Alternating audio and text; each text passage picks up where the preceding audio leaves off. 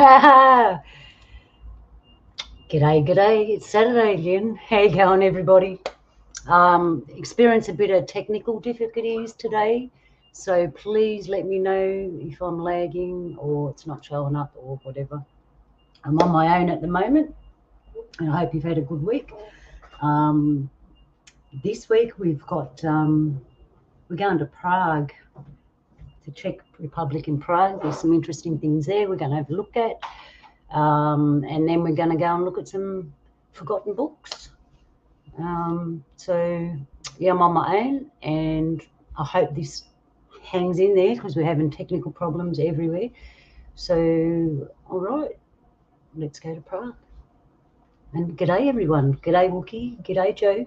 I'm going to keep an eye on the chat room. All right.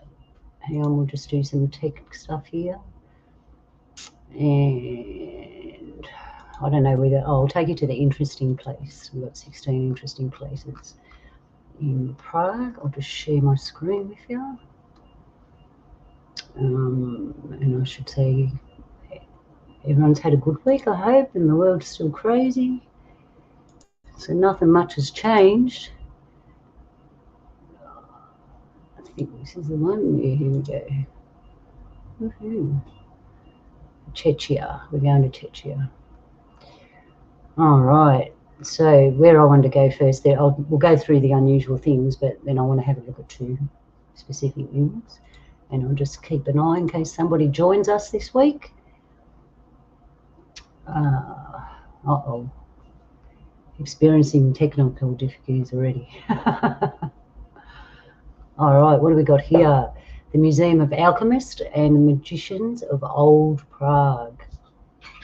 The history of occult science is turned into a creep show as the lurid Prague tourist attraction. Wow. It's Carol. G'day, Carol. So look at that. That's pretty creepy. We know what has on there. All right, so what I wanted to show you is we haven't went to there. Here. Oh, where do we go? Oh, I get what's happened. Here we go back on. All right, then we have the Stravov Monastery with all the books, and I think that's amazing. I still think it belongs to a giant because of how big it is, but never mind. Reading books is good for you, they reckon. And then we have this tunnel. I'm going to try and say it. Idiom installation. I don't know. Obviously, it's man-made. But this is what I was looking at, the dripstone wall. Donnie, I tried to ring you earlier, bro. Get yourself in here. Hang on, I'll drop you a link. Oh, I think I've already got one. Hang on. I'm not used to being by myself here. Is that the right one? No. Hang on. Anyway, we're going to have a look at the dripstone wall. So I'll drop a link in a second when I can. There we go. Copy. You're washing. Donnie's doing the washing. That's what I should be doing, but I'm here with you fellas. Anyway, all right, the dripstone wall. Here we go. Every time I click on it, it goes like that. So apparently we're going to have a closer look at this, and I found some other pictures online because there's faces and that inside it. When I first looked at it, I thought it was a waterfall wall, you know, from years of waterfall, something like that. And it looks like candle drips, but doesn't say a lot. Countless grotesque faces stare out at you from the eerie Prague art wall. There you go, it's an art wall. Someone actually made it. It's pretty big. It would have took a while. All right, let's go back and we'll have a look at that. Here we are. I've got some pictures. Here we are. I'll just make this bigger for you. Make sure no one's joined me because I get carried away and forget there's people in waiting to join. All right, I'll get this bigger. Come on, technical. Isn't it terrible when you have technical problems? Oh, look at this. The Prague wall. So somebody made this and it's quite large. Check it out. Would have took them ages. When did they start it? I'm trying to find information on it. But, let's have a look. Is it somewhere? get some information on this dripstone wall. It's new. It's new. Oh, check that out. Oh, you can't see it. Hang on. Yeah, sorry. Check that out. How would you make that? That is amazing. We can't get a bit of a closer look. All right, so what is the dripstone wall? It's an area enclosure that lies within the grotto of Waldstein Palace grounds. Some strange stuff happens over there, I tell you. At first it looks creepy, as it appears to be a veil of skulls or long haunted faces looking at you. But if you look closer, it's actually an artificial facade that is made up of dripping stalactite-like rocks built as part of the ancient Waldstein Palace. Many people wonder why such a thing was constructed. Yeah, you think that, hey? It's shrouded in an air of mystery, and over centuries there have been many theories and legends surrounding this quirky dripstone facade. Oh, look, there's an entrance. Wow. You often wonder about these things because they tell you one thing for tourists, and then when you get to know the locals, they tell you another story, right? Makes you wonder. It was commissioned in 1630. I thought it was old. By Albrecht von Wallstein, who was the Duke of Mecklenburg. Wow, there's some of these words. After the Battle of White Mountain, he was one of the wealthiest and most powerful noblemen in Czechia. They got too much money and they don't know what to do, so they make things like this. It served as a private residence of the ancient Wallstein family in the for 300 years. Okay, what about it? Why did they make it look like that? They made a series of formal gardens built to rival the Prague Castle, obviously. They had Italian architects. And it was just a show thing by the sounds of it, but it looks like there's more to it because it's creepy. Like, why would you make something like that? Anyway, it's creepy. I'd like to zoom in closer. They don't really show you much. It appears to be a natural phenomenon, directly artificial, and looks very similar to formations found in Postogena caves. It does look very cave-like, hey? It's made up of a series of stalactite rocks, include few grotesques, and it's got grotesque things in it, yeah. Creepy human faces, carved in the rock, frogs, snakes, a lion. When I first saw it, I thought it was actually natural, and these frogs and snakes and all that got stuck in there. But obviously it's not. Okay, I wonder what they were thinking. Were they trying to tell us something that happened to the world, or, you know, you never know. Someone cries staring at the wall for a long time to see everything that they've put in it. Well, that's really a true artwork, isn't it? When you can stare at it for long periods of time because you see so much in it. That's a really good artwork. There's elephant skulls and claws. There's a local legend. See, there's always a local legend. This rippling wall, to the rippling wall. Many believe that the doorway here will lead to a secret labyrinth beneath the wall. So say the maze will eventually lead you into the palace without being seen. Now that makes more sense, doesn't it? Doesn't that make more sense? You wouldn't just build something that grand on a scale with that much in it without having a secret passage or a secret door. Okay, but no one has found this clandestine passage yet. People have been trying for years. Okay, it might just be as plain as that door. No, you never know. Pretty interesting. They just built it all up the castle walls. They're trying to scare someone off. Oh, here's a better picture. Let's have a look. There's a face there. Wow. Okay, the dripstone wall today. Still around, obviously. There we go. A lot of people want to touch it, and the pollution would do something to it as well. Maybe they covered the secret door up. Maybe they knew everybody knew about it now and they covered it up and made a new one. You never know. Oh, look, it goes everywhere. Look at that. Isn't that beautiful with that doorway there? Now I'll just check. We've got no visitors. No. No visitors yet. Oh, what have I done? How did I do that? Yeah, I know what I've done. That's better.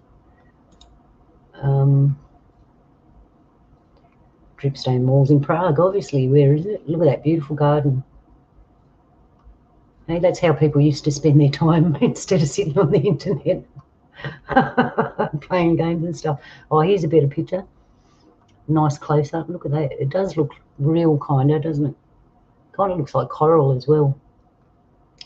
Anyway, so how to visit it? You get on a plane and go over there. That's how you visit it. I'm not real up on all the... Oh, look at that wall. It's a long time since we built walls out of plants. Oh, it must be kind of out of the way. Oh, look at that. That is beautiful.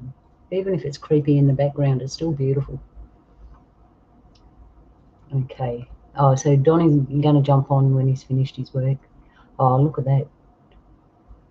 Imagine sitting there on a beautiful day thinking, this is wonderful. And then you turn around, look, and there's this creepy face looking straight at you. What to expect at the Dripstone Wall. Let's read this. I don't think I've ever seen something quite like the Prague Dripstone Wall. It's mind-blowing to behold. On the surface, it looks like a curtain of skulls and claws. It has so many layers, and looking closer at each one unmasks the illusion. The entire wall was eerily fascinating, and it was hard to look away once you started to look at. Oh, maybe that was the whole idea. It has an almost hypnotic effect, and if you stare long enough, many shapes will start to reveal themselves to you. Hey, wonder if they got drunk or something, or got, took something and then went, hey, I've got this great idea, let's just make this wall. No, it would have took a long time. It is an artwork, even though it's creepy. Hidden in the wall is a wooden door and several barred windows. They look like they will lead you to a hidden passageway, but it's locked, obviously. It creates a bit of mystery, and this is why many believe there is a labyrinth of passageways beneath it. On the far side, you can see a statue that looks like Pan, who is the god of the forest. You could honestly spend ages here staring at the wall and picking out lots of curious shapes. Well, I can tell you here in Australia, Pan ain't the god of the forest here, because the bush here have got different things in it, and he ain't here. All right, where are we? There are a few benches near the fountain that provide a nice rest spot, so you can sit and relax whilst admiring the quirky pieces of barrow of art. Oh, there's tunnels and things like that. That's cool. That's cool. It even looks honeycomb-like in some places. They must have made it up on the way. You'd have to. You couldn't have that much amount of artwork and go, all right, we're going to plan all these faces and stuff in it, and this is what we're going to do. The paper would be too long. You'd do it as you went along. Chuck this here, put that here. I presume that's what you'd do. All right. Whilst you are checking out the Dripstone Wall, you may have some hooting, strange noises. This is because there is an aviary that has been built inside the wall that has a few owls inside, as well as exotic birds. Interesting. They reckon listening to birds raises your vibration and your to a really high thing, a high vibration. What's that? Okay, back to where I'm at. The aviary has been there since Mr. Wallstein created the palace and was installed as an acoustic feature. See, he knew about that. Makes you feel good. raises your vibration. Unfortunately, he only got to live in the palace for a year before he died and passed it on to his son. Oh, you know how many people I know that do wonderful things in their life, and they get to where they're going, then they drop dead not far after it. It's really sad. You can also find lots of colourful peacocks roaming the grounds. There was even a white peacock. Peacocks are the best burglar alarms, you know. At night, anything goes, they let you know. The white one's pretty. Okay. Oh, we have a visitor. Yama Jules. Hey, hey. Thanks for joining us. I hope you're feeling okay. I've had better days, but it is what it is. Yeah, we nearly had an internet dropout just right before the show. We had to check it and all that. There is a problem there. So I'm just hoping everything goes well, and I thought I'll go ahead with it anyway and see what happens. So we're looking at the drip wall in Prague. What do you think, Jules, so far? I like the pictures. Mm-hmm. And I probably won't be on camera much because No, you're right, love. I'm like starting to sweat. I'm starting to break this fever or whatever I got. Crazy thing. It just I was ready for a nap, and Creator made sure that I got one. Knocked you out. Yeah, there. Needless to say, there's been illness going around at work. Not good. No, okay. So I'm kind of sorry I'm late, everybody. I just had to get something to eat, and I'm able to keep it down, but I was hot, cold, freezing, and now I'm burning up, boiling, sweating. So hopefully it's purging out. And now I'm going to give you jet lag by taking you all the way over to Prague. No, I've already had jet lag this year. But you were mentioning peacocks. That makes me think peacocks are the phoenix rising. They're closely associated with each other. Yeah. There you go. Pretty exciting. Check out the link between peacocks and the phoenix. And that was big. That was a big emblem at the Super Bowl this year. Seeing the peacock and then I saw that. Yeah. I actually paid attention. I was wondering. So I didn't know that it's the phoenix. I'm thinking, what are they doing with peacocks? And that's pretty colourful. I know that they're good security guards. What are they doing with peacocks? But now you told me that they're the phoenix. They're probably using that instead of the phoenix, for their symbolism. We got symbolism for you here in Australia.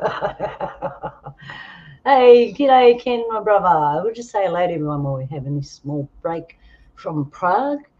So, g'day, Donnie. G'day, Joe. G'day, hey, Joe. Hey, Donnie. Hey, Ken. G'day, and Ken. Anybody else that might be lurking, hello. G'day, Wookie.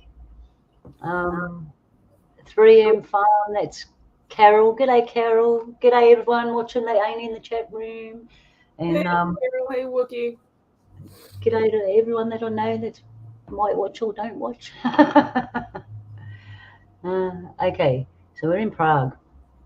The drip wall. Hey, what a feat of art. I like the window one. That's beautiful. It is quite beautiful. Imagine living there. Okay. Oh, look, this is all about the place now. Look at that. You'd have to be a giant to live in there. Look, so you're, I don't know, twice that size even, 3 times that size. You'd still fit in that building, right? It'd be more appropriate for you if you were 3 times the size of that normal person there. It would look like the door was put in later. Look.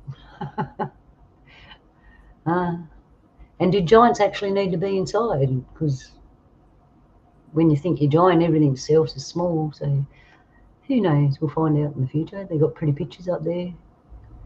Oh, that's a big ladder. That's a long lot of scaffolding there. All right. So you walk through the avenue, statues, and explore other side. This is the whole place around the wall. This is the palace, obviously. Beautiful. Need a lot of people to clean it up.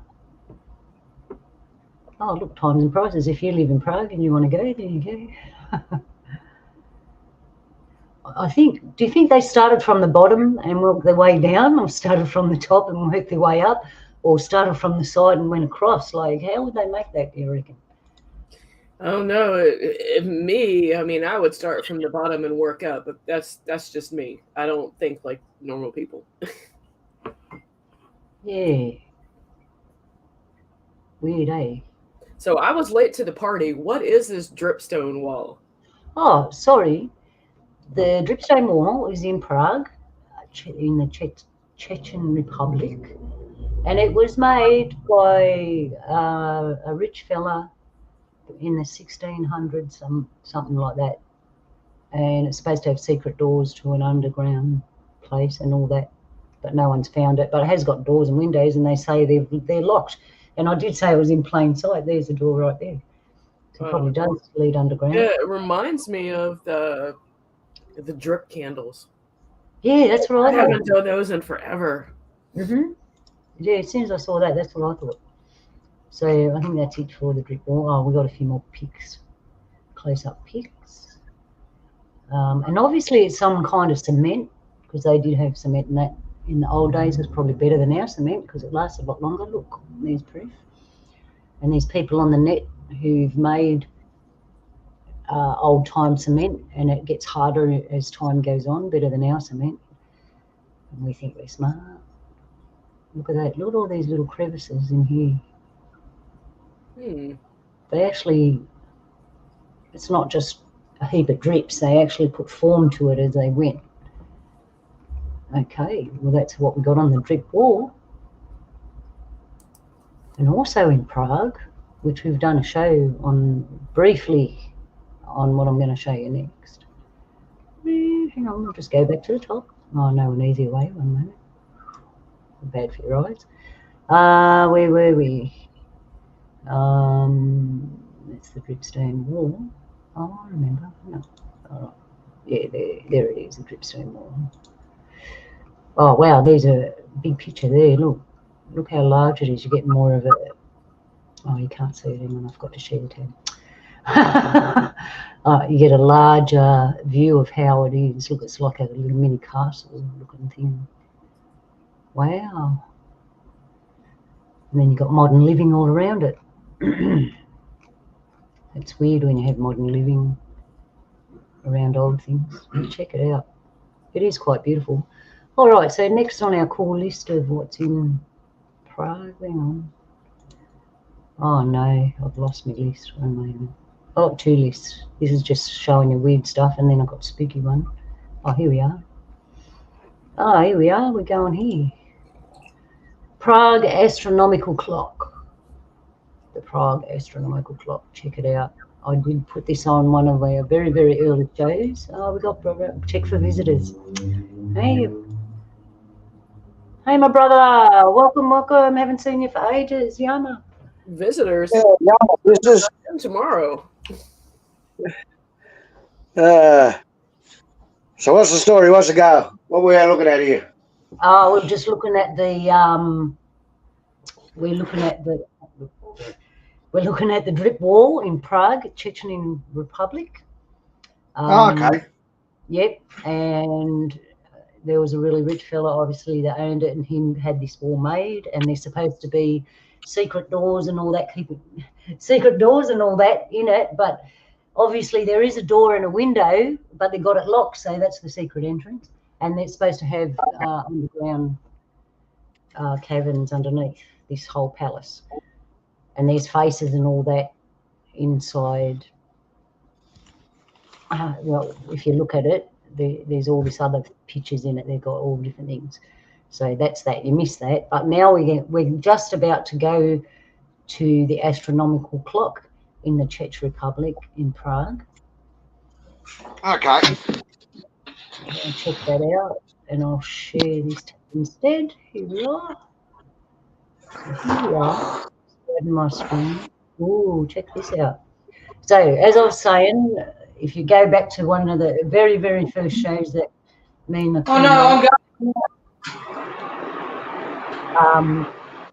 you'll we've done a show on this before, the astronomical clock, so we're going to have a look at it anyway. So, the legend of the astronomical clock.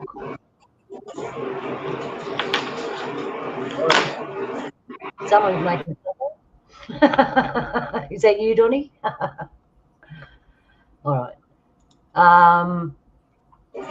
Wasn't me. All right. So the clock in the old town of Prague seems to have come from the Brothers Grimm. Okay.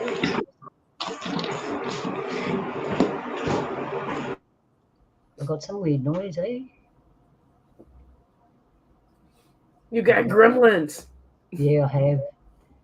Yeah, but we had technical problems from the beginning. All right, anyway, back to where we were. From the Brothers Grimm, I thought that says it's not real, but obviously it is. The dark tale is set in the 15th century when the clock is said to have been created by the great clockmaker Nicholas from Kadaň. Such was the reputation of his craftsmanship, and Nicholas was approached by many a foreign nation, each wishing to have its own town square topped with a marvellous astronomical clock. Nicholas refused to show the plans and his masterpiece to anyone, but word got back to the Prague councillors. Overcome with fear that Nicholas might build a bigger, better, more beautiful clock for another nation. Always makes me laugh. The councillors had the brilliant clockmaker blinded. Oh my goodness. Anyway, humans. Ensuring that their clock would never be topped. I can't get over. People do the silliest of things. Driven mad, the clockmaker took the ultimate revenge, throwing himself into his extraordinary work of art, gumming up the clock's gears and ending his own life in one stroke. In doing so, he cursed the clock. All who tried to fix it would either go insane or die. Wow, serious stuff. Wow, I'm like looking at this. There's a museum nearby we could walk to. Yeah. You can see some machines. Sorry, I'm a juvenile. My apologies. You're right. Where was I? We'll have a look at some pictures of the clock in a minute. Wow. All right. So while this is only a legend, it stands as a testament to the extraordinary nature of the Prague astronomical clock. The clock has been modified, destroyed, and repaired many times since its creation in 1380. Wow. Hey, see there? What can I say? It is perhaps the most well-known astronomical clock in the world, with 4 moving automations, including a skeleton ringing his death knell for each hour, okay, and rotating statues of the 12 apostles. It displays Babylonian time, Old Bohemian time, German time, and sidereal time. It also shows the moon phases and the sun's journey through the constellations of the zodiac. The calendar dial just below the clock shows the day of the month, the day of the week, feast days, and allegorical pictures of the current month and sign of the zodiac. Wow. All right. We'll go check it out in a sec. Though the legend of Nicholas is I can't say that word, not today. Prague is not without a dark history. The cobblestones of the old town square below the clock are marked with 27 crosses commemorating 27 beheaded Czech noblemen. Be sure to go upstairs for a tour of the interior of the fascinating clock. They even killed people in front of it. Man. All right, let's check out some pictures of this stuff. Oh, check it out. Oh, there's one. Oh, it's pretty colourful, hey? Very colorful. I wonder if they repainted it or it's just the color has stayed all that time. It looks like it's been. I don't know. So, and I might be asking a question that I might have to look into. How does this clock calendar compared with the debt clock? So well, and I shouldn't say debt clock. The science of where we're like living in our 11:59. We're almost at midnight. Oh, I get what you're saying. Is there any relation to these two? Do you know, or is that something that needs further looking into? Standing from where I'm standing, a lot of creepy stuff comes out of the top end of the world. And if it's all related, it wouldn't surprise me. Hey, my brother. What do you Got that right? Yeah. What do you think? Do you think it's related to what's going on, the deaf cult, as all the bad things that people do these days? Yeah, at the moment there, sis, I have no idea until I look into it a bit more. Yeah. What you must know before you go, let's check that out. It's probably a warning. Let's visit this site. It's probably a warning. All right, all about the Prague astronomical clock. Here we go. Yeah. I should change the arrangement of how we're sitting because we're across that's better. Thanks for joining us, Donnie. I'm glad you. How was your weekend last week? Did you get out? Did you go up bush? Yeah, went up bush. Had a good time. Yeah, it was really good up there. No one ran around for miles. Cool. Did you catch up on the show we did on the Portlock Kerryman? Yeah, I watched a little bit of that there. Yeah, that was all right, eh? Hang on, what's Ken saying here? It's a load of crap. The doomsday clock just is hypothetical. Yeah, I know. There is no end. It just resets. All right, so I agree with you, Ken. I concur.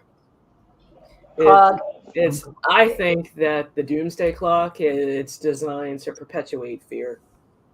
Oh, there's a good picture. There's a skeleton there. Look, he rings a bell. I wonder if his first. Yeah, I wonder if the first draft of the clock was actually beautiful, but because of what they did to him and the way they treated him when he made it like that. Maybe he designed it. Yeah, he might have really done something bad there. Who knows? All right. And it's a feat of art too, I've got to say. But we don't like clocks much, do we, bro? I don't need time to get up, no time to have a feed, or time to go to bed. I just get up, have a feed when I'm hungry, and go to bed when I'm tired.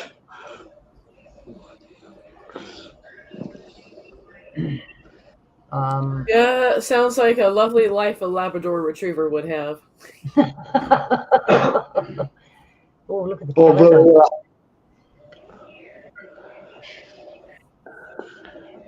All right, so it doesn't say much, then just tells us the story about the fella again.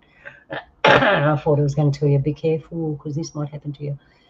But anyway, all right, so that's the Prague clock. So you can see why things are creepy over there, things like that happening. That's only one. So we're going to go and have a look at the 14 most haunted places in Prague, in the Czech Republic. But before we do that, I found, hang on, I'll just get rid of some of these tabs. Where are we? All right, before we do that, I found something more up to date that will tell us. Oops. Some of these things. Oh, excuse me for a minute, everybody. I'll do this technical feat. Oh, you're doing good. All right. 14 of the most haunted places, and I've got this short little thing I wanted to show you. Sorry, I have to go off cam. I'm spritzing too much. Yeah, you're fine. You're fine. On cam, off cam, it doesn't matter. It's all good. Where's this thing I found that was putrefying? Aha, here we are. All right. Okay, I'll share my screen. This is something I found to start the eerie places in Prague.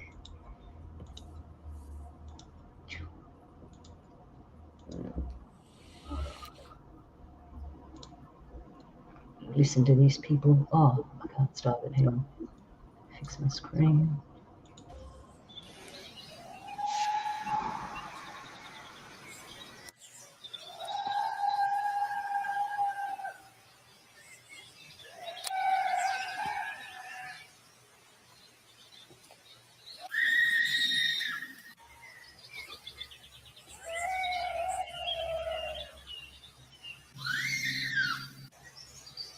To kurwa je.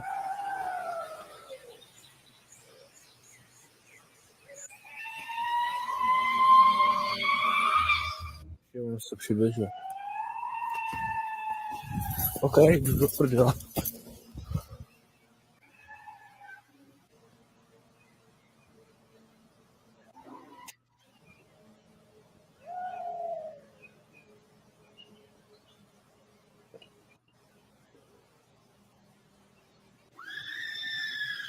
OK, jdu do piči.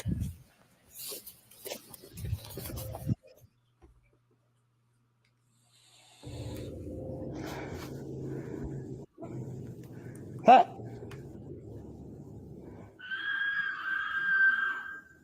Oh God.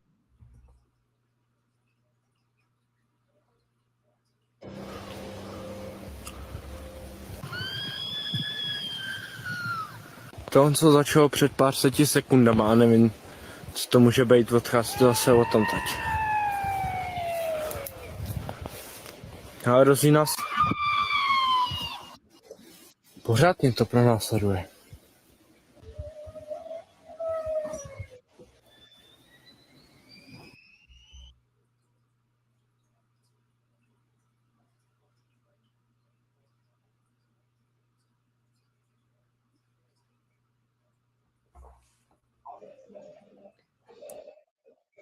You're muted. You're muted. I did again. At first I thought it was real, and then I thought, oh, maybe they made it up. But it could be real. Yeah. Could be real. Yeah, could be real, could be made up. There's not enough evidence there to say what it was. I know. Yeah. Right. That humpy there. So you've got 14 of most haunted places in the Czech Republic. See, it's a creepy place. I watched this little video, which I can't play because I don't want to get copyrighted, but someone done a little video in that, you can look it up, and they walk you through the places, the haunted places. So we got, yeah, I've got to read this. That's a bridge. It's supposed to be haunted. Check out the statues on the side. It looks creepy, doesn't it? Look at the background. It's all, just the whole place looks a bit creepy. In that view, I'm not saying that if you come from there, it's a beautiful place full of art and everything. I love it. But yeah, that picture looks creepy. All right. So what do we got? Oh, check it out. Looks like some sort of dungeon. I'll have to try and say this. Daliborka Tower. Daliborka Tower. Oh, it looks like a torture chamber. Tucked away in Prague's castle district. They got a whole district just for castles. Wow. Imagine that out here, Donnie. We probably had it. And they all destroyed now. Anyway, this tower hides a dark past. Long ago, Daliborka Tower was used as a prison. This haunted tower is named after its very first prisoner, a knight named Dalibor, who was locked away and sentenced to death for sheltering servants. Oh, doing the right thing in his home and protecting them from punishment. Rather than fall into despair, Dalibor began to play the violin to pass the time behind bars. People in the castle district would listen to him play and plead mercy on his behalf. The knight-turned musician was so popular, Dalibor managed to avoid execution. Sadly, he remained in the tower and never saw freedom, eventually passing away. Some say you can still hear Dalibor playing the violin at night around Prague's castle district. Not every ghost of Prague is super spooky. Some may even play you a tune. There you go. Oh, look at that. Apparently they ran out of places to bury people, so they did this. Yeah, I know. The things people do. All right. Czeck. Oh, I can't even say that. That's in their language, obviously. So it's called the Bone Church. And Bone Church is one of the most popular tourist destinations in the Czech Republic, but you don't know the story behind it. It's said that centuries ago, a monk collected soil from the grounds of Jesus Christ's crucifixion. A church was built on the sacred land and became popular over the next few hundred years. It was eventually resigned into the Bone Church we see today. Over 40,000 human bones make up the decor of the Bone Church. Yeah. All the bones are real. We're not sure there's any specific ghost stories behind it, but the combination of the bone pyramids and chandelier will be enough to make your bones chill. You need to check this out, man. Hang on. We'll just check this out. The Bone Church. Makes you wonder, like, we know about bones and they do conduct energy and stuff. Oh, let's have a good look at this. There we go. Can you see that? Yep. Oh, wow. Look, they made a coat of arms. All this decoration. Oh. Prague's an interesting place. Yeah, right. Like, check it out. It's all fully decorated. Oh, it looks a bit sus, but I've got to say, all right, knowing what bones do, check it out. It's like a harvesting of energy somehow. And there's other places like this. Where was that other country? Is it in Italy? There's an underground place, and it's all, the whole place is built on like bones, lined with bones, tunnels. Yeah. I forget what it's called now. I should have found it and added it to this. If I find it in future shows, I'll chuck it in. Oh, man, look at that. What did they do? Eat all them people or something? Ate them all? Maybe? It just looks sus to me. All right, let's move on. Something doesn't look right in the picture that's up on the right side. Something doesn't look right with those skulls. Like, I'm looking at the ones on the lower left-hand side. Why do they seem different? I mean, maybe I'm overthinking things, but something just caught my attention there. Something is not right. Hang on, we'll get a closer look. Can you see that? Yep. Like the third row, that one over to your left, that one right there, down, and over the right side on the right, that one, the way that the eyes are sunken in, comparing it to the two that are beside it, something doesn't. Yeah, I know. And check this one out. Look at the brow bone on this one. Check out the brow bone. All them, they're smooth. There's big brow, unless it's a male and a female. But the others haven't got brow bones like that. Yeah, I mean, if they were like Neanderthal or older beings, they would have that protrusion on the skull. It wouldn't be so smooth. Yeah, there's something up about this. There's more to it than meets the eye. Yeah, there's more to it. Whoa. All right then, so moving along, we're back to picture of the Bone Church.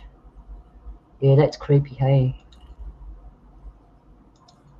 What else have we got? Whoa. Cernan Palace, another palace, another. Yeah, interesting choice for a name. Yeah, back in the late 1700s, Countess Drahomira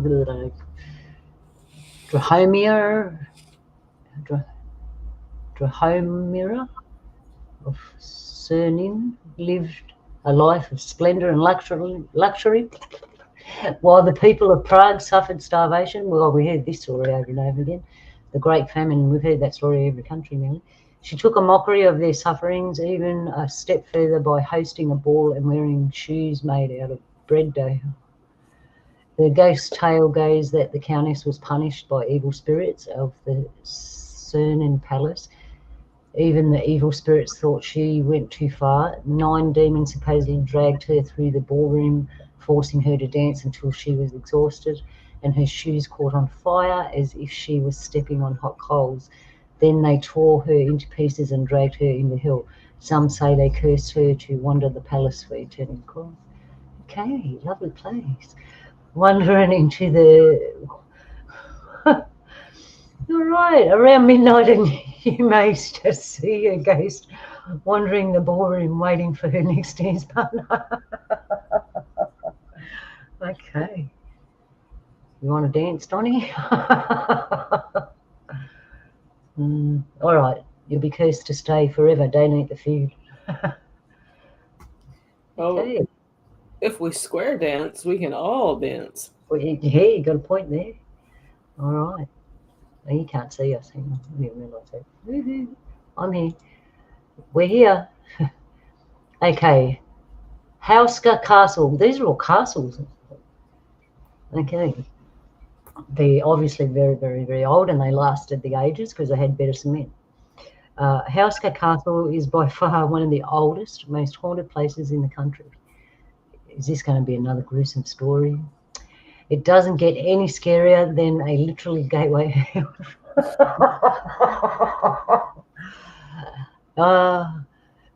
can tell I don't read this stuff until I get with you, right? I have a quick look and that's it. And it's like, oh, that seems interesting. Maybe I should check sometimes. All right, for centuries, locals near Hauska Castle have told the tale of a gateway to hell looming in the depths of a village. We're going to finish up and move to books in a minute. Okay, so the gateway to hell. There's a lot of gateways to hell over the world. Like every place has got their gateway to hell. They got they got their weird castle and their gateway to the underworld. All right, the villagers. I shouldn't be laughing. It's just that every place has, right? You can go anywhere and there's some sort of story about a cave or a door or a secret place, and they all lead to the same place. So there's something in it, eh? Locals near Hauska Castle have told the tale of a gateway to hell looming in the depths of the village. Vaclav Hajek in the 1500s chronicled the legend. Supposedly, the villagers found a mysterious crack in the limestone cliff. Ooh. Soon after, half human, half animal beings began eating at the livestock and destroying the village. It is the underworld, see? The villagers tried to seal the crack with stones, but they would simply fall into its depths every hundreds of years later. The poet Heinrich Macher in the 1800s records staying the night at Hauska Castle only to have a nightmare of falling into a dark hole and forced to wander the streets of Prague in a dystopian future. I wonder if that was now. Wow. Oh, the poor fella. He was no way ready for anything that we have now. Okay, Hauska Castle is known as one of the scariest places in the Czech Republic and remains one of the top spots of ghost hunters. There must be a portal, time dimension, door hole, something. What do you reckon, Donnie? Jump in here, my brother. What do you think about this? It's interesting. Any more information? We can find out. I can look. I think that's it for that one. How do we spell it? Hang on, I'll just have a look there. Get rid of that one. Get rid of that one. Pop up a new one. What is it? Hauska.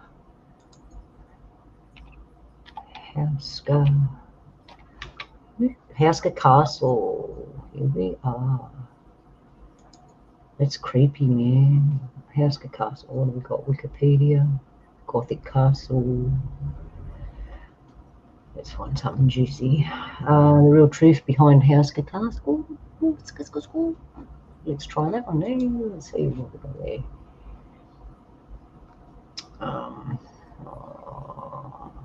Go away. We don't want to go in that one, do we?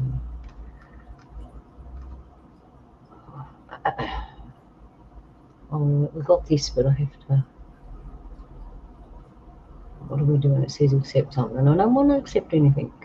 I have to do it for the show. Okay, there we go. I found something. You know, sometimes you got to take one for the team.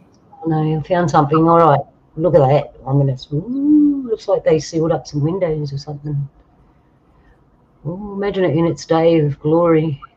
Look at the way they put it, though. It's like the old times, the Dark Ages. Hey. All right. So the real truth behind Hauska Castle. This medieval fort built over the Gateway to Hill. We know that. Let's have some more information. Medieval fort built in the middle of the castle ground to Hill. I'm just finding the juicy bits for you. Hang on. Save us some time. So supernatural sinister. There's a video.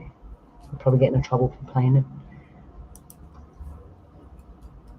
All right. So at the turn of the 13th century, local residents reported strange occurrences in the dense forest of Hauska.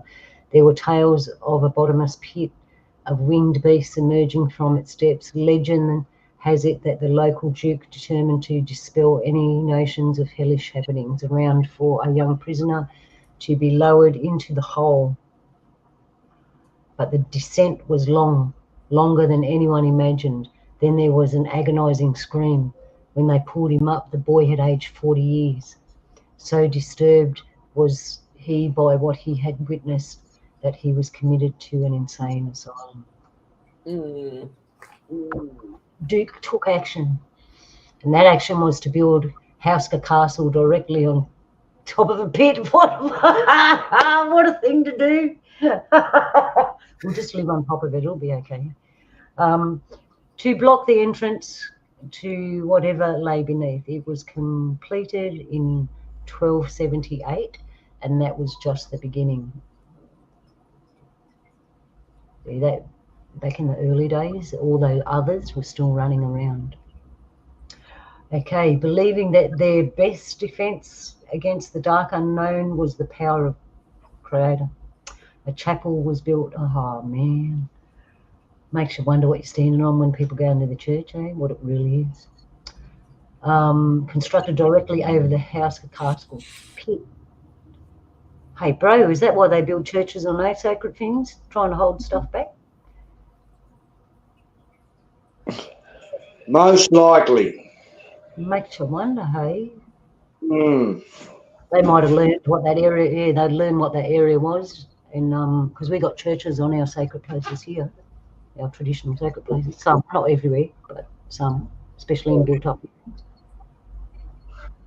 And knowing some churches weren't really churches; they were energy collectors.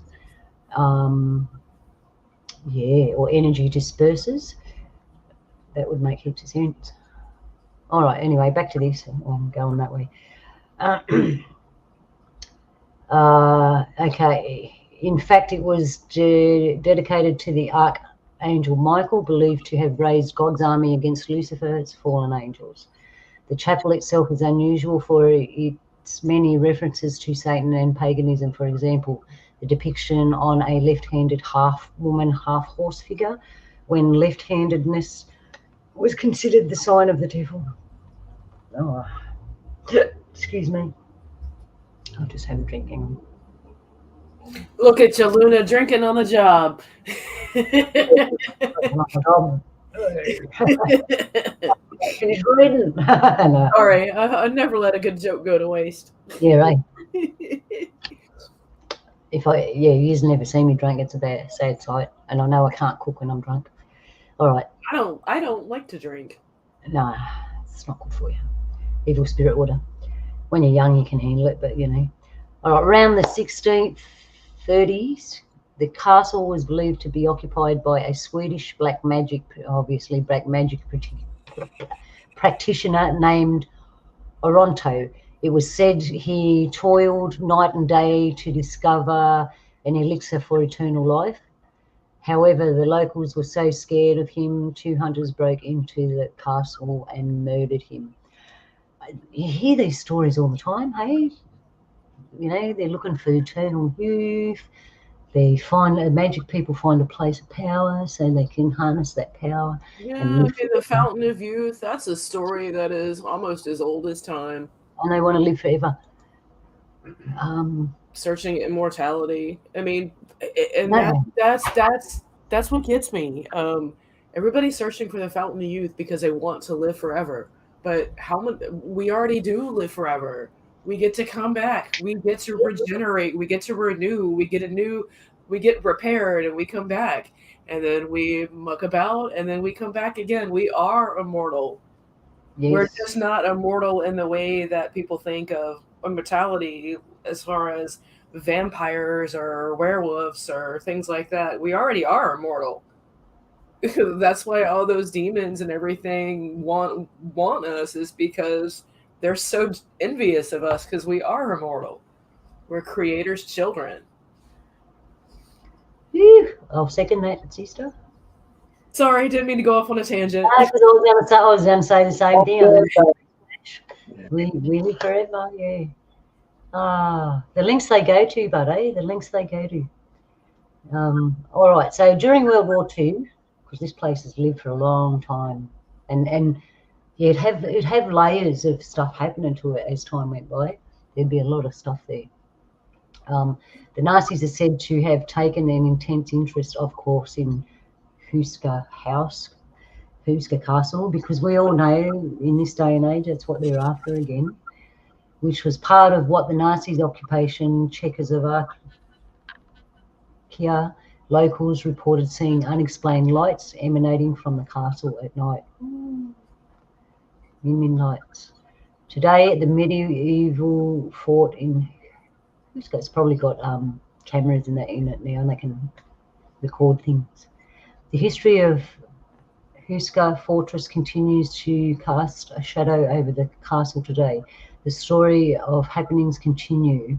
One visitor heard what they described as a chorus of screams coming from the pit beneath the chapel. Others have alleged heard scratching and clawing. Nowadays, Huska Castle is owned by the family of Joseph Simonek, the former president of car maker Skoda, and it's open to the public. We know what they're doing with it, eh?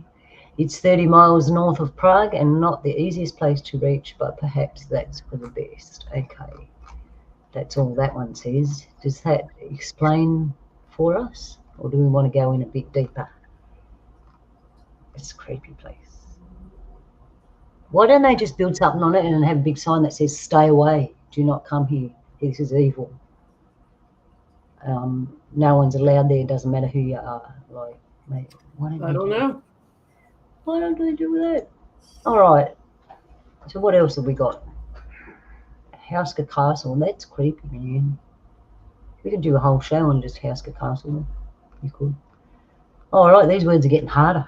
The Jill Lavar Catacombs. All right. Have we got a picture? Something we can talk about? Mm-hmm. Yeah. Catacombs are creepy. Yeah, they are. They're the catacombs that are under Italy, I think. Yeah. Some ones I was talking about, all the bones. Yeah, they're catacombs. There's catacombs everywhere. But they don't call them tunnels. They call them catacombs. Those are the ones that are made famous. And what was it? Indiana Jones and the Last Crusade, when they go to the catacombs. Okay, so 25 kilometres of catacombs. That's a lot of catacombs. Lie beneath the city. Underground tunnels that date back to the Middle Ages. Unlike some of other haunted places, getting into the catacombs is pretty easy. There have been many stories about strange happenings and potential ghosts in the catacombs. Yeah, the people that got lost. A lot of people have reported hearing the sound of an organ playing during the descent into the catacombs. Yeah, I wonder if it plays. But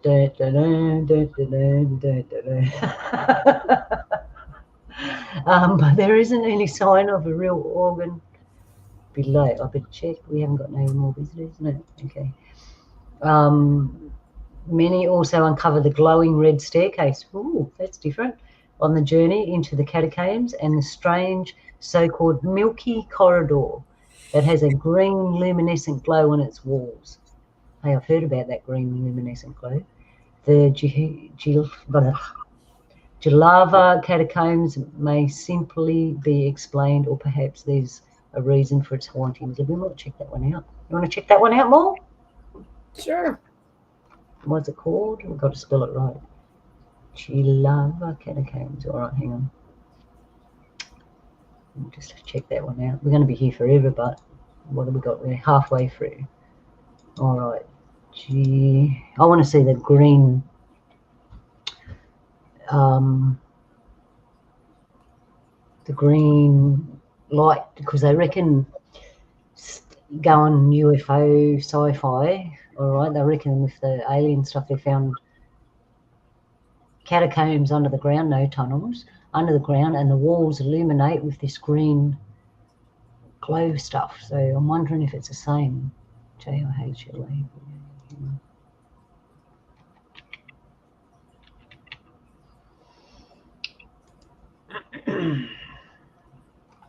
Okay.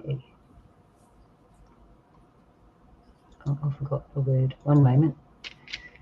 That has just rolls right off the tongue. Okay. Oh, they're just looking. Yeah. Let's have a look. They just look like caves. Caves are scary. Caves can be scary. No, that doesn't show us much. No. We've got images. Here we are. Share this tab instead. Look, we've seen them caves before, eh, Donnie? You know, the underground pyramids and that. They've ones they found in, what was that place, Carl? Bosnia pyramids. They got caves exactly the same like that underneath. And all over the world, there's caves like that. Yeah, they definitely do look a little bit like it, doesn't it? Yeah.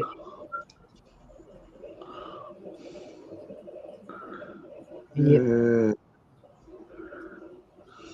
Check them out. So they've been made by not us, obviously. They didn't show you the green. I was looking for the green. They must have lit up by themselves. But you can't see the green. All right. Oh, well, that was interesting. Okay. All right, back to the list because we're not even halfway through it, and I've got other things to show you. So that was interesting, the Jalava Cave catacombs. They're not lined with anything except rock, so that's good. Okay, another castle with a ghostly lady dressed in white. Are you watching the same thing? Yep. Ghostly lady dressed in white. There's heaps of them. I want to get onto these books, Donnie, because there's one about Atlantis. Or these are all different castles, look, and different houses. And that's the end. No, there's 14 of them, it says. Oh, we got a creepy graveyard. Phew. Creepy graveyard, ghost tours, the house of the 3 white roses. There it is, Charles Bridge, the creepy bridge. That's creepy.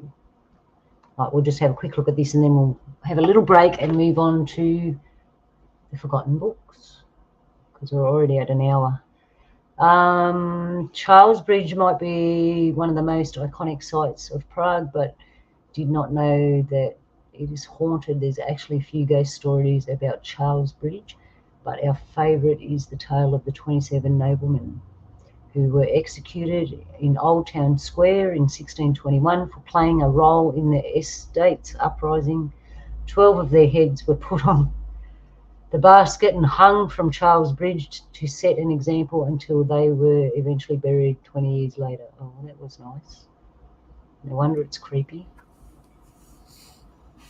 Okay, so check it out. Get on over to Prague and check out all these interesting things. Let's go. Gotta renew the passport. Oh man. Okay. All right. Well, we'll stop that for now. Where are we? Stop sharing. There we are. We want a real fire. Hang on, I'll just find our real fire. We're going to have a small break because I need a drink of water. Where's my real fire? No. Coffee sounds nice. So, what did you think of that, eh? Very interesting. I was not expecting to come across skulls and a gateway. Very interesting. Yeah, I didn't come across all that weird stuff from Europe like that at all, but it all makes sense. Now I know it's there. It makes sense. We want our fire. We've got our fire. We got our fire going. Oh, hang on. I'm put on fire. There we are. All right. So just give us 1 minute. Everyone will just chill out, look at the fire. I'm going to get a drink of water, and then we're going to look at some forgotten books because we're at Prague. I am going to follow your lead, and I'm going to grab a beverage, and I'll be right back. And Donnie, when we get to the books, there's one on Atlantis. We're going to look at that for you. So we'll be back in a second. I haven't got you. No worries. Okay.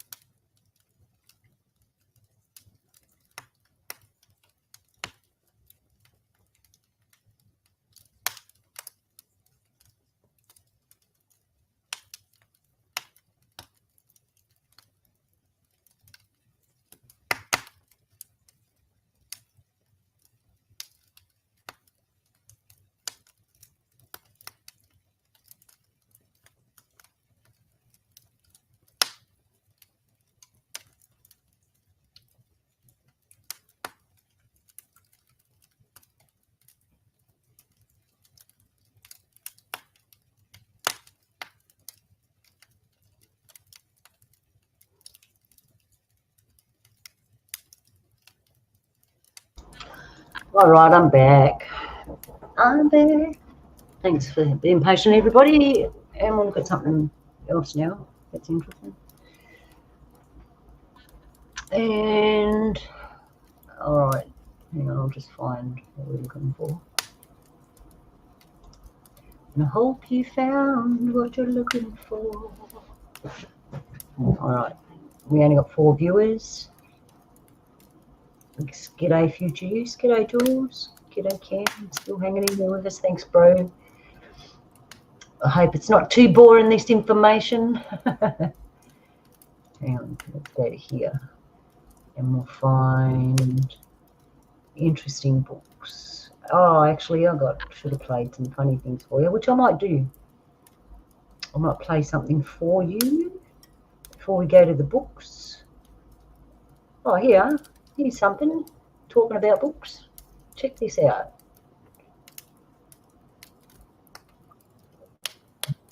Hang on, we'll share it. Make it big.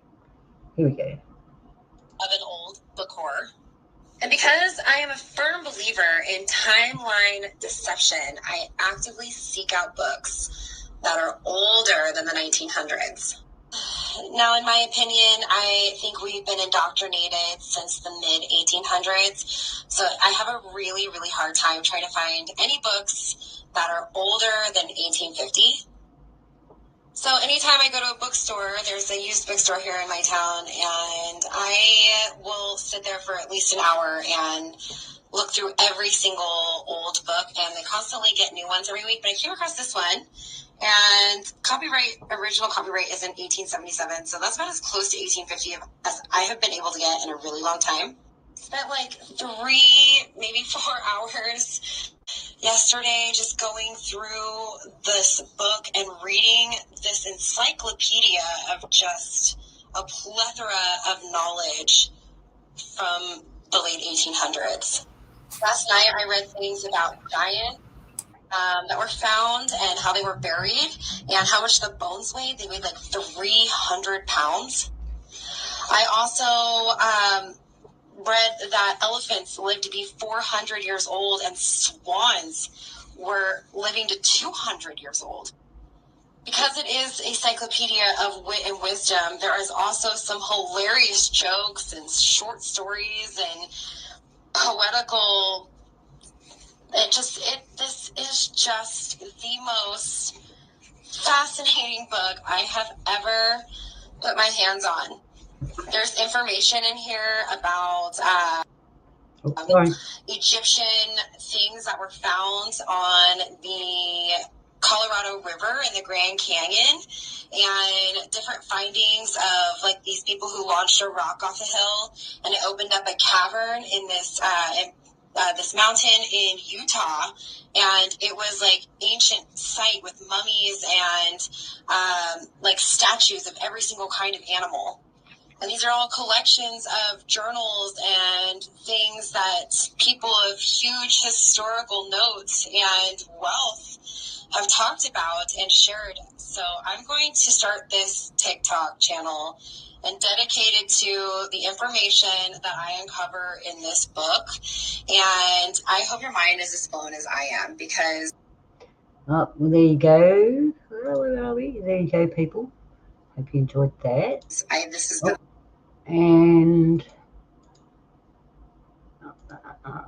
is what we're looking at today.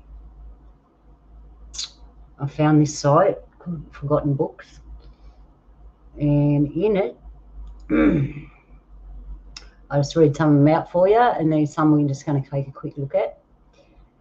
Manual of the Mechanical of Writing, 100 Things Worth Knowing, Some Subconscious Mind and Its Illuminating Light, Absolute Key to Occult Science, Invisible Helpers, The Book of the Dead, Glossary of Important Symbols in their Hebrew, Pagan and Christian forms,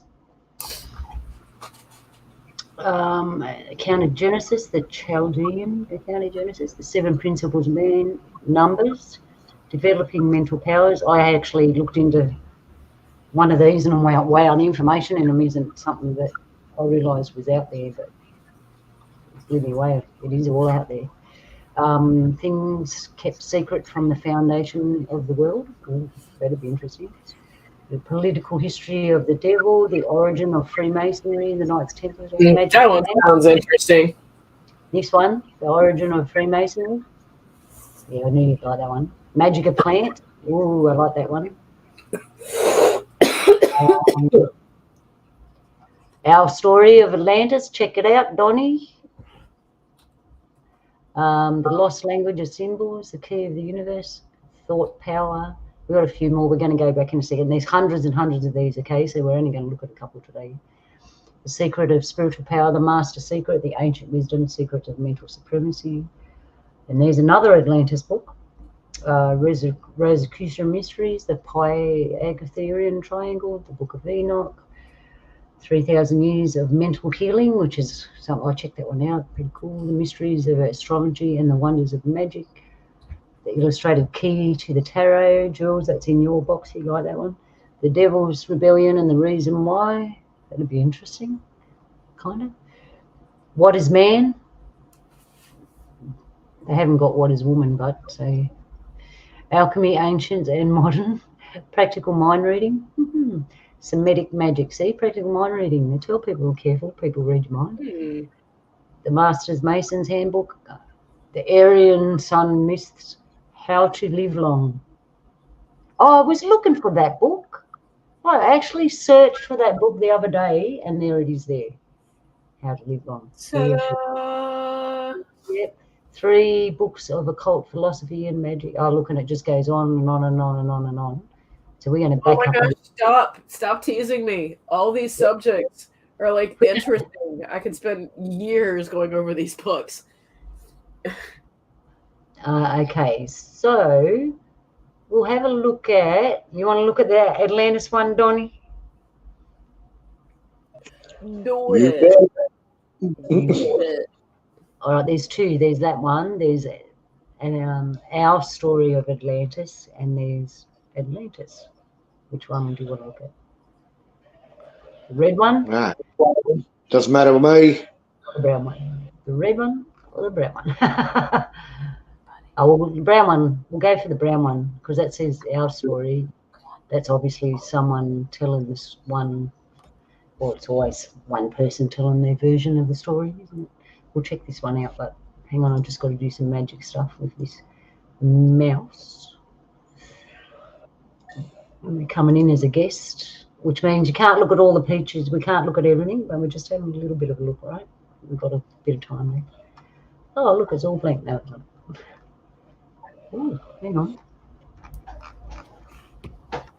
Turn your head sideways, and it says the profile of Atlantis as related to the deepest. And I'll get my magnifying glass out, people. Oh.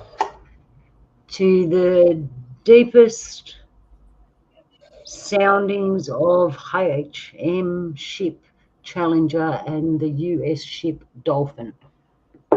Okay. Bottom of the ocean. I don't know what they talked about, but that's a graph. Okay.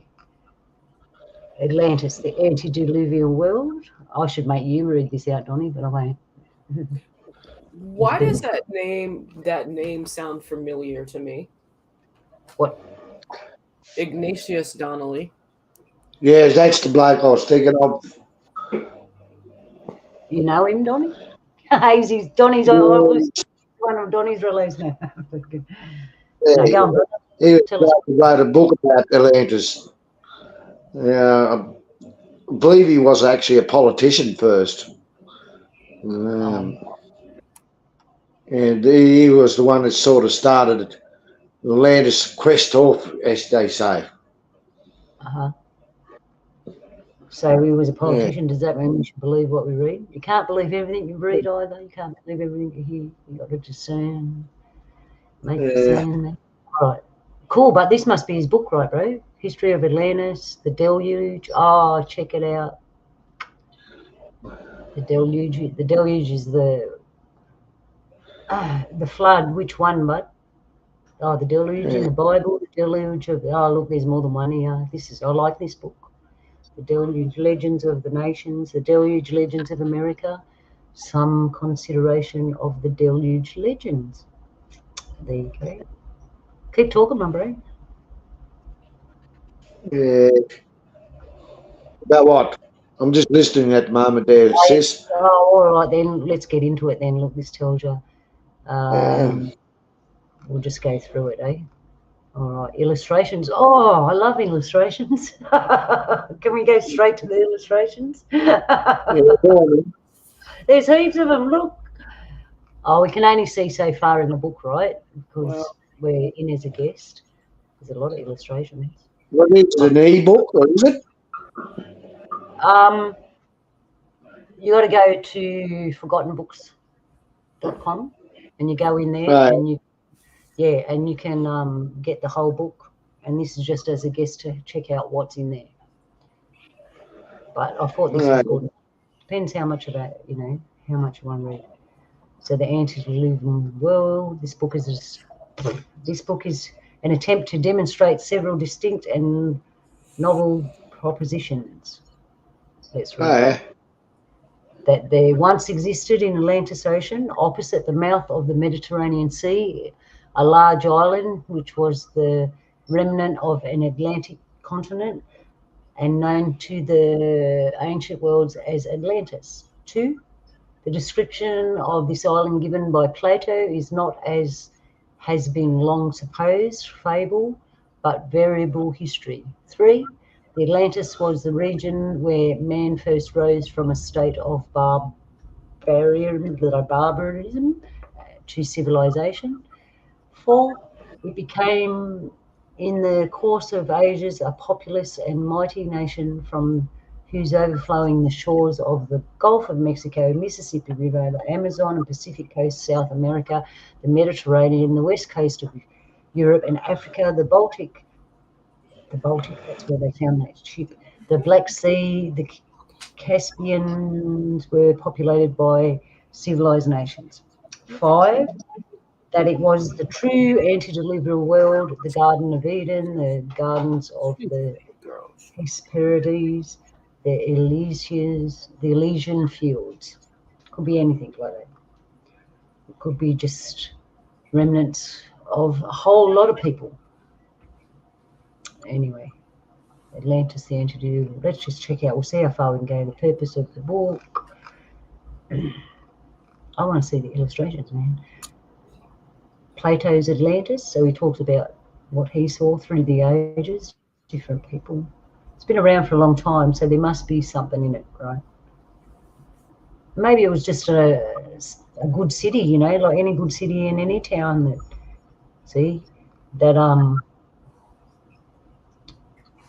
anywhere in the world that succumbed to the flood. All right, so wow, there's a lot. It's a pretty big book, eh? Plato's History of Atlantis. We'll just get through. We'll see how far we can go. All the juicy parts look like they're locked out. That's okay.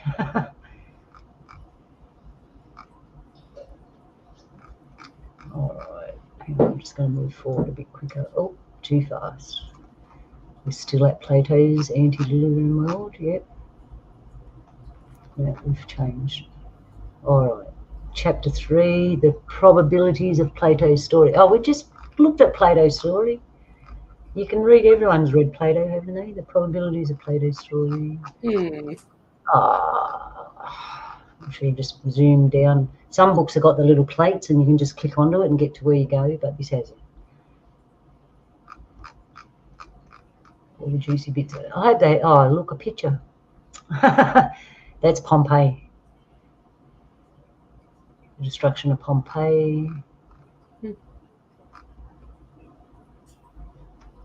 Such a thing. Atlantis. Oh, so they're suggesting that a volcano probably caused the flood, possibly, which is proper.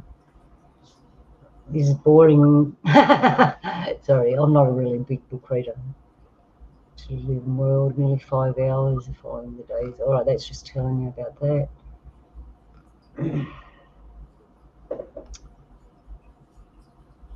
Okay, so we know the flood happened, right? But there was more than one flood. Yeah, there was definitely more than one flood. Yeah, so in the eruptions, the volcanoes went off. Hey, I worry about that in Australia, bro, because you know our whole east coast is made up of dormant volcanoes that are really, really, really, really, really old and they're sleeping, right? And I worry if anything happens that because volcanoes, if they're near each other, they'll have a chain reaction. And the whole east coast of Australia could go up and go boom in a big volcanic eruption. Let's hope not. Let's hope they're gone somewhere else in their deep sleep. Oh, there you go. Look at that. See the electricity? I showed you a clip of modern day volcano going on and someone taped the electricity coming out of it. It's like their circuit board things, you know, the energy goes up and down through them, something like that. All right, so they're still talking about the catastrophe. This is a big long book, bro. Oh, my belly's rumbling. Of course, such a catastrophe could be possible. The testimony of the sea. Suppose we were to find in mid-Atlantic, in the front of the Mediterranean, in the neighbourhood of the Azores, the remains of an immense island sunk beneath the sea, 1,000 miles in width and 2,000 or 3,000 miles long. Would it not go far to confirm that statement of Plato that beyond the strait where you place the pillars of Hercules, there was an island larger than Asia and Libya combined, called Atlantis? Yeah, it wasn't just a city, it was a whole big area, I thought it was. That's what I reckon. And suppose we found that the Azores were the mountain peaks of this drowned island and were torn and rent by tremendous volcanic convulsions, while around them, descending into the sea, were found great strata of lava, and the whole face of the sunken land was covered for thousands of miles with volcanic debris. That makes sense. Would we not be obliged to confess that these facts are strong proofs of the truth of Plato's statement that in one day and one fatal night there came mighty earthquakes and inundation which engulfed the mighty people? Atlantis disappeared beneath the sea, and then the sea became inaccessible on account of the quantity of mud which the engulfed island left in its place. Yeah, because once mud goes over it, it covers a lot of things up. You wouldn't know unless you start digging. And if it's underwater, forget it. We need an aquatic earth eater. All right. So there you go. There's a bit of a look. We could spend a whole show just on one book, eh? There's some more pictures there, modern day. Yeah, I'm just going to flick through it because we want to look at a couple of others before we go, and time's ticking away. The Prague clock is still ticking. Oh, there you go. They're arguing. There's nothing new about that. Ooh. There's one thing that's got me, sis. Yes, sir. Yes, sir. Yeah. They talk about Atlantis, right? Yeah. But at the same time,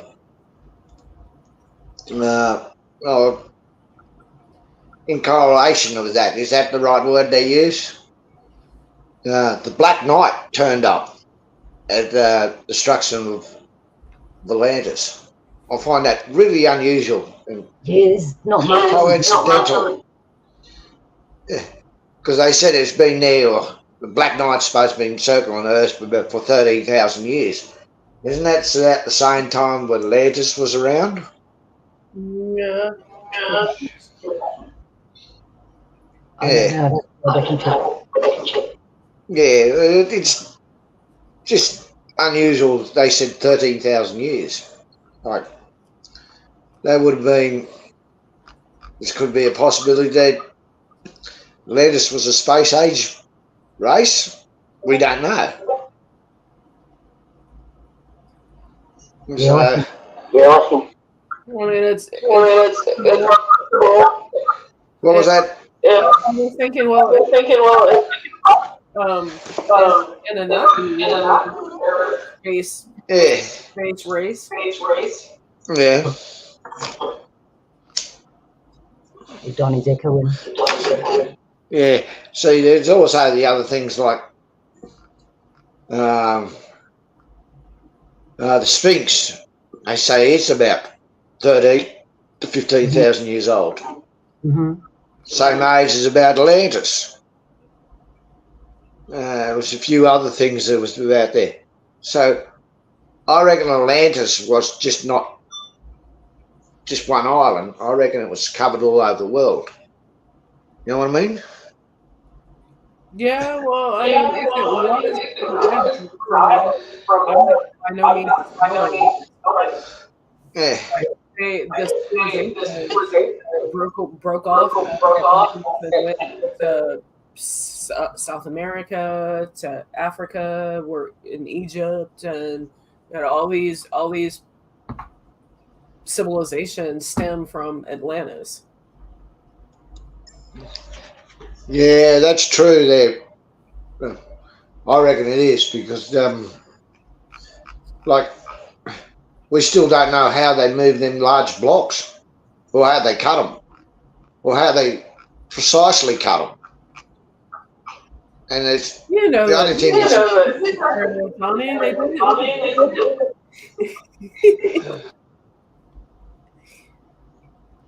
I'm being facetious. That was a joke. Please laugh.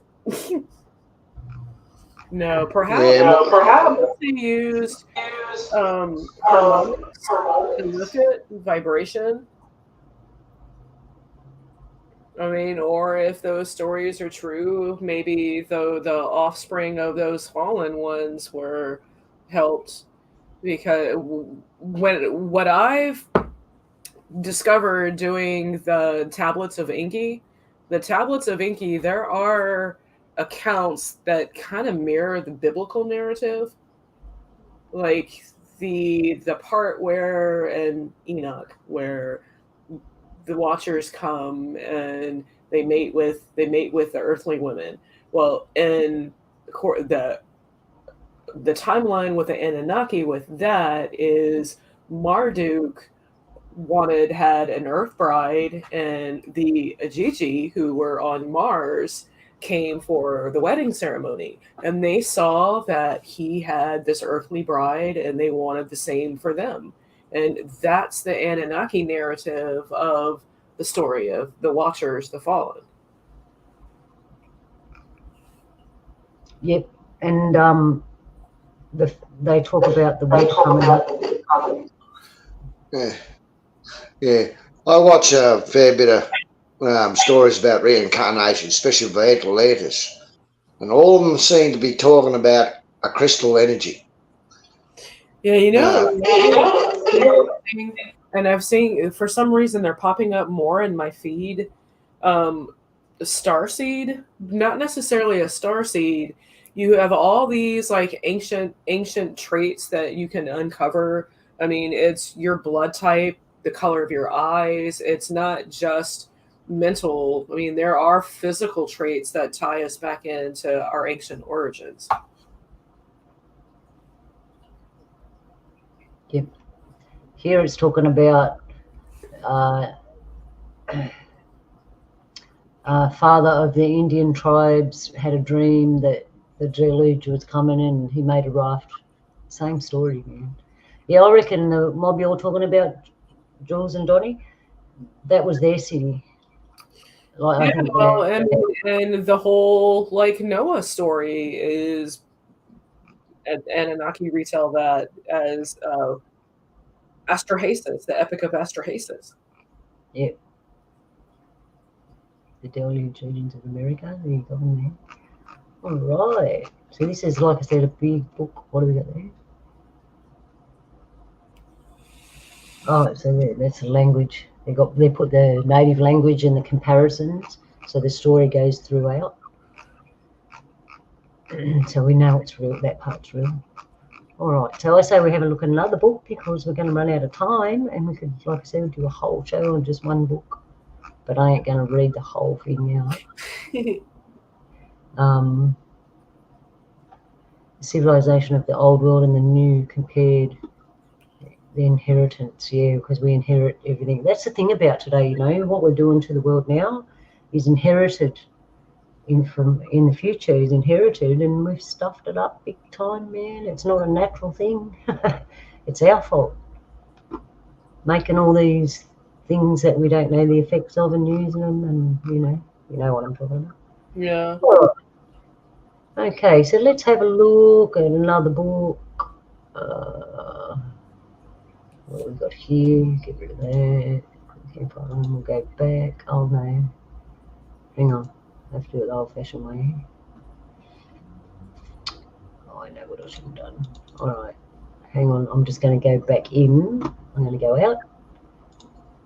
I'm going to go back in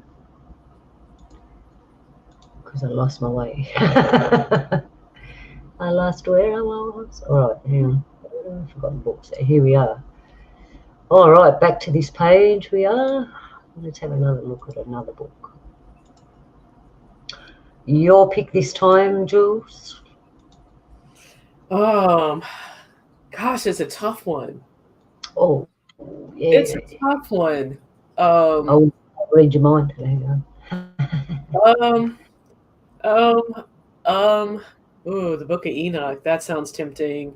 Occult science. Oh, there's so many. Let me do the tarot one. I'm keen on that one. All right. Last for Jules. We ought to find it now. Where was it? It was down a bit, eh? Hang on, where are we from the top? The tarot one. Yeah, where were we? All right, from the top, magic plants. I want to look at magic plants. All plants are magic. Or actually, would you mind scrolling up? Up that way? Yeah. Well, I mean, I'm torn. The Lost Language of Symbolism. I would say save that one because that's a whole show by itself. All right, we can do that later. Yeah, I'm gonna go with, if you can find it, the tarot one. If not, my second pick would be the Freemasonry and Templars. Okay, the tarot one was here somewhere. It wasn't far. Spotted. All eyes. Well, this is what we're looking for. Look. There it is. It is right in front of us. Okay, pop in there. Here we go, people. Let's check it out. It's probably about the history. Oh, well. I was going to say, that ain't coming out right. Okay. Oh, looks old, eh? You can see that okay? Yeah. How about we put it on a big screen? There we go. Okay. So we have a book here, The Veil of Divination. Lexicon. Oh, can you read that, Jules? Yeah, I can read it. Okay. So we'll scroll through. Ooh, 1918. Yeah. Oh, yeah. It's an old one. What was that like? That little clip? So you have a hard time finding really old books. An illustrated key to the tarot. Preface. We'll just skip that. Skip that. Contents. All right. There's your contents.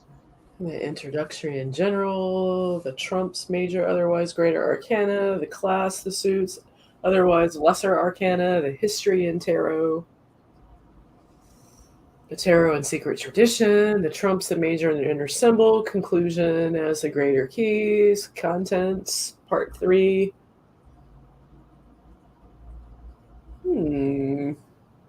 Interesting. It's got everything. Additional meanings of the less part. There is the reoccurrence of. Check into this and see how far I am off the beam. Yeah, that's what I thought. That's what when I saw it. This is a book Jules would look at. Actually, can you scroll down and see if they give the history of tarot? The veil and its symbols. That's interesting. I didn't see the history there.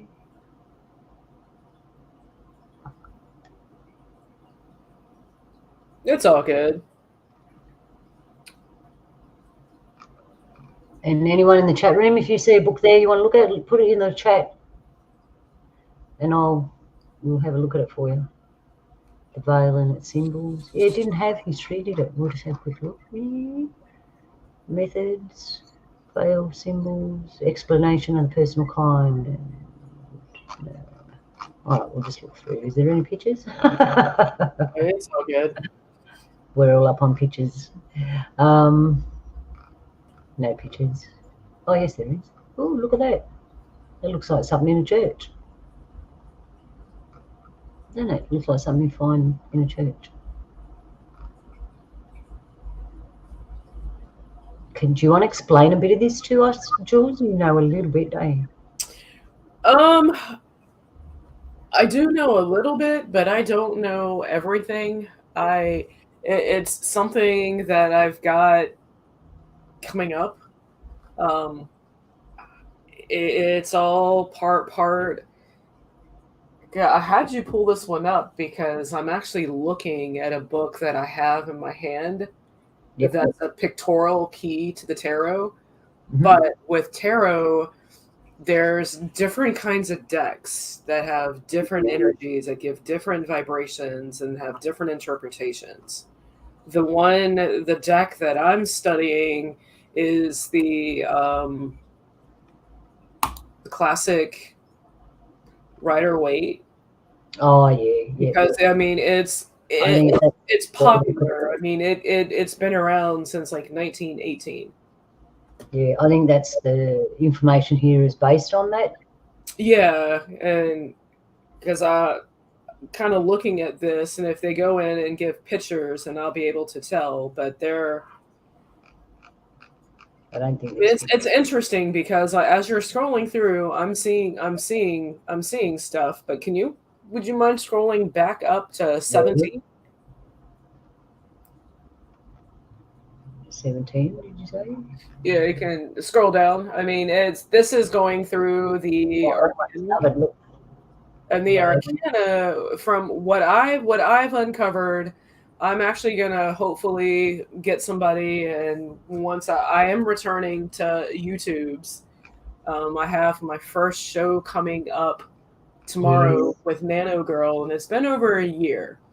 So I can't say how frequently I'm going to be doing shows because it's all tying into the reason why I've been gone, the whole spiritual oddity, the book and everything. I'm trying to get a publisher, and because in my book I do go over tarot, and I've gone and I've dug the history of tarot itself, and it all stems from cards, just regular deck of playing cards. From what I gather, tarot evolved from that.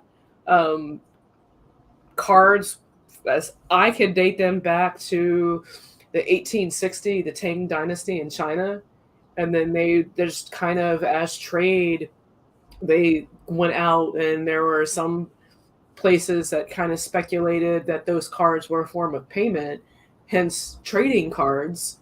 But those cards evolved, and it wasn't until the occultists put the Arcana in that they became what they are. Because traditionally, tarot cards at first, they were, at that time, the modern day equivalent of Uno or Phase 10, a basic popular card game. That tarot, up until when the Arcana were added in, they were just like your run-of-the-mill Uno or Phase 10 or Rook or any kind of card game like that. Wow. So I haven't studied a lot on all of the cards because there's so much information in this book, but it all starts with the bittersweet. Once, ironically, I didn't realize it until I finished my project. The spiritual oddity, it is V, the old school 80s V and Xena blended in together. I mean, they seem so far unique, their own, but they do kind of complement one another. And that's when when it's all said and done, that's when I'm aiming to show. And I'm actually starting with the V part, because that's kind of important. The world needs to hear that message for today. So tomorrow, if I'm not sick and I don't have to cancel, me and Nano Girl are revisiting V.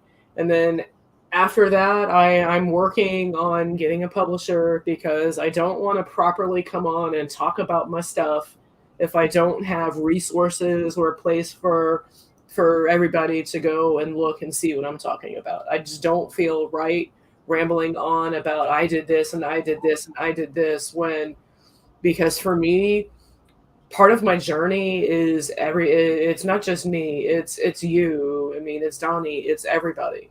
So I don't feel cricket coming and talking about that if I don't have, a way for me to get my information in your hands. So I am going to talk about V, and then I'm going to talk about little bits and piece it together. Okay, so you heard that, everybody. Tomorrow, Can you tell us what time? Then? Well, for you guys down under, it's probably going to be in the wee hours of the morning. It's going to be 12:30 Eastern time. And it's unfortunate. I would like to do it later in the day, but my guest has to work, and I have things I've got to do, and yada yada yada. Life goes on, but it'll be there on YouTube. If the powers that be don't give me a misinformation or a copyright or some kind of strike, because YouTube doesn't. So you heard that on the bitter and the sweet. Yeah, and I did drop a chat a minute ago. Oh, good, thanks. Doing my work. Okay, so we're nearly out of time, and before we go, I do have a couple of things for you. What do I have? Oh yeah, the turtle calendar. I did a show with Polly on the radio, on his radio show, and we were talking about calendars, but I forgot to put this in, so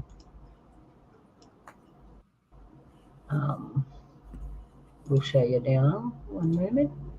Okay, share this page, and we've got just under 15 minutes left before we go. Here we go, people. I'm sharing it with you. It doesn't matter, whether it was the Iroquois in New York or the Sioux in North Dakota, the Ojibwe here in Wisconsin. They all used the turtle. It was a real significant part of their life. This one here I'm going to show you. This is a red ear slider, and it doesn't matter if it was a snapping turtle or a painted turtle, a map turtle. They're all the same. This was used as a calendar by the Indians, and I'll show you how. There's 13 moons in a calendar year, and every turtle has 13 sections in its back. There's 1, 2, 3, 4, 5, 6, 7, 8, 9, 10, 11, 12, 13. One for each of the moons, and it starts over here and goes counterclockwise around and then down. There's 28 days between each moon, and every turtle has 28 smaller sections around the base of it. And if you times that, it comes to 364 days. That's obviously 1 day short of our calendar year. There you go. What do you think of that? Turtle. Turtle, yeah. What do you think of that, Donnie?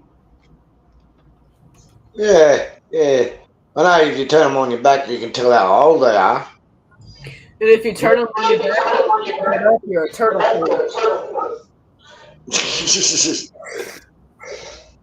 I've got one more for you. Hang on. Can you see that? Yeah, you can. All right, here we go. See this? Do you see this? It's freaking nature, and it's freaking awesome. It's a petrified turtle, man. Rock turtle. It's hard not to see it. The evidence of our mud fossil and petrified past can be found everywhere. And it really truly is amazing just how many people are waking up to this fact. And much like the mud flood, once your eyes are opened, you see it everywhere. And with that, all these newly opened eyes are bringing forth more and more evidence daily. It's the one good thing that social media has brought. True citizen journalism. Opened eyes and open minds catching what they see in this world and finding the beautiful truths that holds. Like the fact that geology is nothing more than hardened biology. Mud Fossil University on YouTube. I highly recommend checking it out if you want to learn more about mud fossils. Question everything, friends. Until next time. Yes, please. Hey, check that out. That was fucking. Oh, sorry. That was yeah, that was something, eh? That was interesting. What was that? So there you go. We got 10 minutes left. Soak up the fire and yeah, see the turtle. We've done shows on where I showed you all the remnants left from the old world. Everything turned into stone. Mm-hmm. Giants, animals, all kinds of animals, all sorts of things. The meat one's freaky, isn't it? When they cut it open, it looks exactly like it. Wow. Exactly like frying up a steak. Frying up a bacon burger. All right, well, I think it might be a bit crunchy though, Luna. You'd have to isn't it bad luck to kill a turtle and eat it? I don't know. I mean, I identify with the turtle. The turtle is one of my totems. I can't do cruelty to turtles. Oh, some of our mobs, it's native food. Chuck a turtle in the oven, turn upside down, all the juice stays in the shell. Kill it first, don't put it in alive, it's cruel. That's cruel, killing things that are alive. Anyway. Alrighty then, so thanks for coming, Jules. I know that you weren't. Sorry I'm late, and sorry I was partially due to the weather, partially feeling fine. It's a crapshoot. I'm gonna wake up either sick as a dog or on top of the world. Let's hope you wake up feeling better, hey? And so don't forget to watch that show tomorrow, people, on the Bitter and the Sweet. And thank you for coming, Donnie. No worries. Yeah, we're catching up with you, Donnie. Yeah, it's good to catch up with you too, Jules. I believe it was your birthday, not the other day. Yeah, a couple of weeks ago, but yeah, it was the other day. Many happy belated birthday, Jules. Thank you. You're welcome. I'm no longer on the bubble. I'm officially over the line. I've crossed it.